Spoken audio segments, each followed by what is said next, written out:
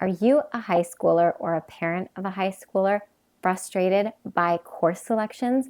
Are you hearing some parents or some teachers telling you to take it easy while other parents or teachers telling you to just take as many tough classes as you can?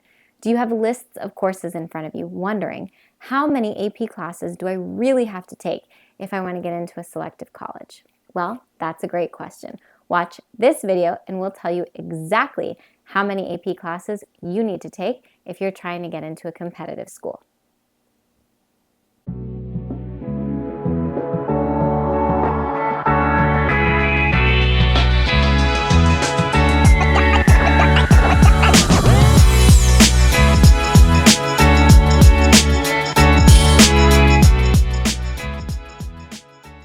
Hello everyone and welcome back to Lotus Premier Education. My name is Amanda and I want to be your college tutor.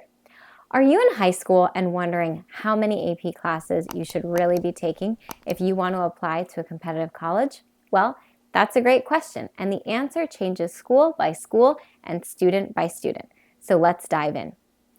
If you're wondering how many AP classes you should take, the answer depends on how many AP classes your school offers, how many AP classes you can do well in, and also which AP classes exactly you are interested in taking. So let's start at the beginning. When you're applying to college, they will see your transcript and they will evaluate you based on the rigor of your transcript, but they will also evaluate you on two other things. The first is increase in rigor over a course of a period of time or over the course of your high school experience. And the second thing is how you perform in accordance to what your high school offers, aka, are you taking advantage of the most rigorous opportunities available to you?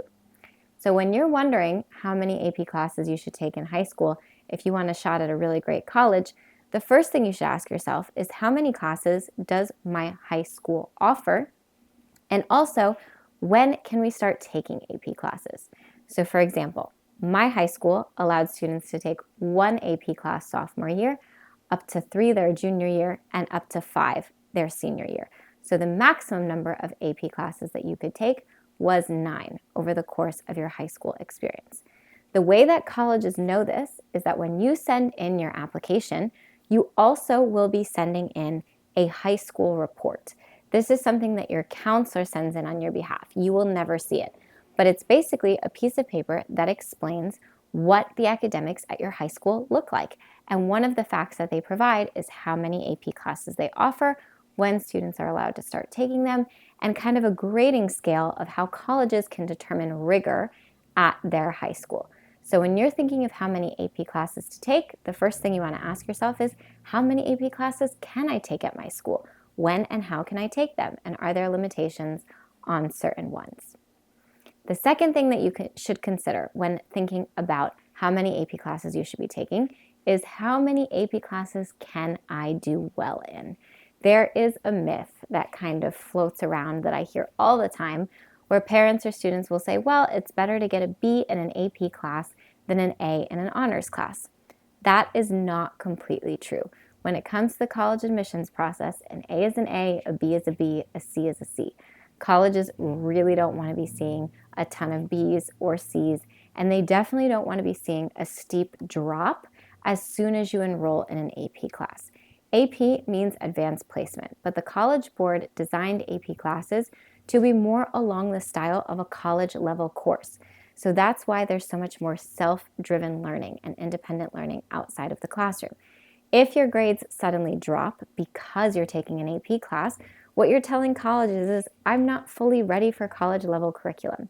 So it's a complicated question because you don't want to be enrolling in AP classes where you're going to be seeing too steep of a drop off in your grades, but at the same time, you should not just be plateauing and taking classes that are too safe.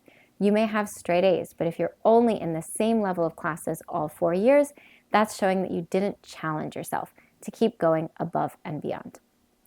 So when you're considering an AP class, you want to make sure, number one, you understand how many classes your school offers. Number two, you want to make sure that you understand exactly how well you can do in the class. Is there going to be an increase in rigor without so much as a grade suffering? And number 3, you also want to make sure that when you're thinking about which AP classes to take and how many to take, you really think about the ones that are going to best shape your narrative and also the ones that are going to increase rigor in different capacities. At every high school, certain APs have a harder or an easier reputation. You want to make sure that you balance those harder and easier APs to create a successful transcript. So for example, taking some of the harder ones shows a really appropriate, very compelling increase in rigor on your college applications. But you can sometimes increase the number of APs that you're taking without having your grades suffer too much if you balance some of those harder APs with some of those slightly easier APs. Another thing you want to think about when you're deciding which AP classes to take is whether or not it is easy to drop them. So if you're on the fence about challenging yourself with an AP class, ask your school counselor, if I enroll in this and after a couple weeks I'm feeling a little bit unsure, can I drop down to an honors level class? Most of the time, the answer to that question is going to be yes. They structure schedules to allow for mobility. If this is the case, there's no reason you shouldn't try the AP class. Schools won't see if you drop it that early in the year, and you can at least give yourself a shot to really increase rigor over time. Remember, colleges are looking to see that you continued challenging yourself and continued growing throughout the course of your high school experience. Lastly, you also want to be very conscious about AP classes that most contribute to your narrative and also AP classes that are more or less required in your field.